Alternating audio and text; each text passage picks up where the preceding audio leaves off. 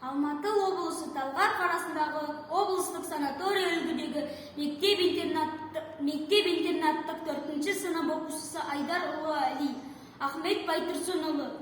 Аққу шортан һәм шаян. Жүк алды шаян, шортан, аққу бір күні. Жегіліп тартты үшеуі дүркін түртін. Тартады аққу көкке шаян күйін. Жұлқиды суға қарай шортан шіркін.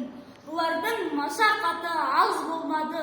Жұмысы орнына кеп мәз болмады.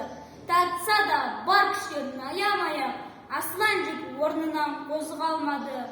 Оншама ол жүк артық ауыр емес. Құрсырттан пәлен деуде тәуір емес. Жүк бірақ әлі күнге орнында тұр. Бірыңғай тартпаған соң бәрі тегіс. Жігіттер мұнан гибрат алмай болмас. Әуелі бірік керек болсаң жолдас.